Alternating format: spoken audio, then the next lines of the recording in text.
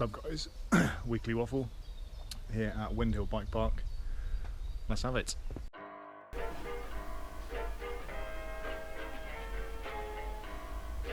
Right then, Windhill Bike Park.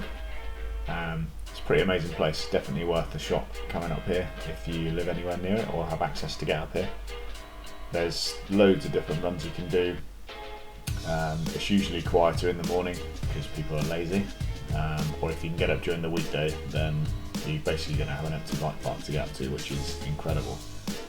They've got loads of different runs, starting off with a blue flow trail, which is really good to session and get your confidence up and get a feel for what the terrain's like.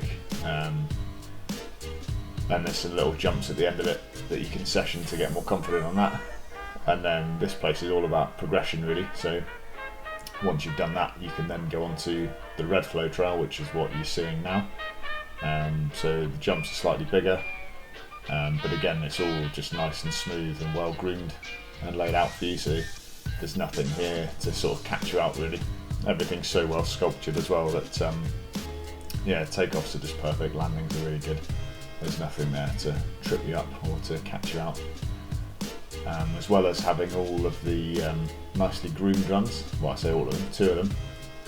They also have some more natural runs, which you'll see in a few minutes, and they're really cool. They've got loads of roots and drops and berms and all sorts of bits and pieces on them, more like your typical natural single track that you'll get in a lot of the UK, and it's really good fun to come and ride that as well. It's well looked after, the drainage is really good, so only on a really wet day are you going to have any puddles anywhere. Other than that it's just a sweet bit of riding.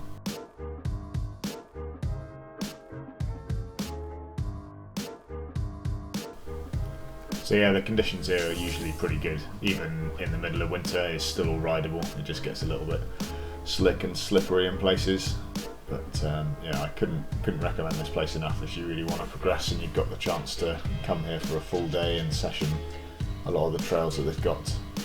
There's just a lot to offer in quite a small area really.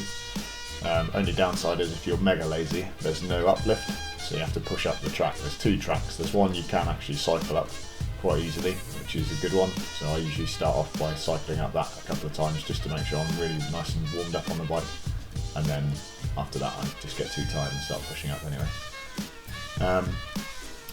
It's a great place to come with your mates because there are lots of sections along the track that you can stop off and just session, so you don't have to go all the way back up to the top. You can cut in and do all sorts of different bits and pieces, and it's just super nice place. It's a really good atmosphere as well. The guys who work here are super friendly and helpful. And there's always someone you can follow and talk to even if you go there on your own. Like most people are up for just having a laugh on their bike really, which is the most important bit. As well as all the runs you can see me doing, there is a pro line, which is pretty insane. If you ever get the opportunity to come here and watch people ride it, it is pretty cool. The jumps are pretty epic.